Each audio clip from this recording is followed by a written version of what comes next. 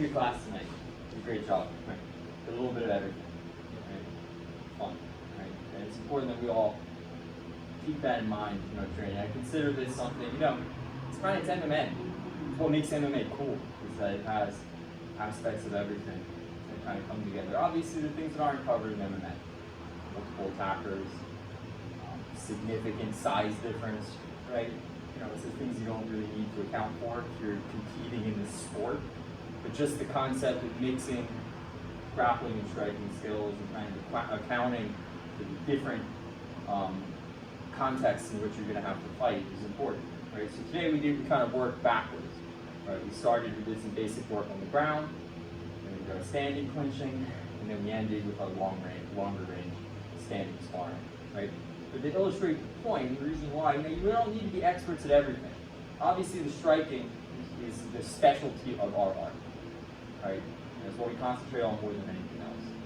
But the way that, fights happen, right? They might start from long range. Not always. Sometimes it starts, you're already up close. Let's say you're lucky, you start from longer range, which is our specialty, right? But it doesn't work. So we end up clinching.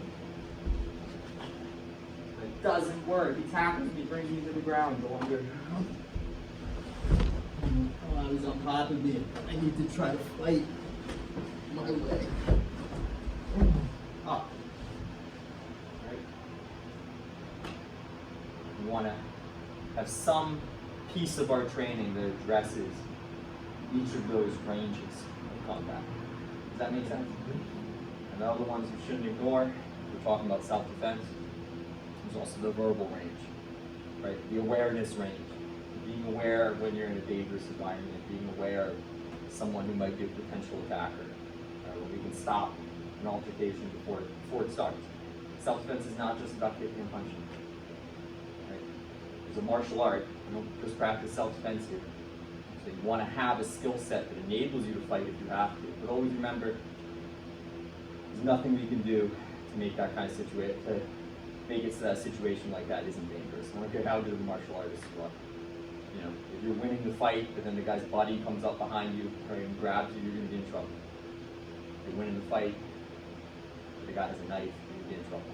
Right? I'm a lifelong martial artist. I weigh 170 pounds. If I got to fight someone that's 250 pounds, you take that situation really seriously. So I don't care how good you are, it's dangerous. Does everybody understand? Yeah. So always avoid if you can.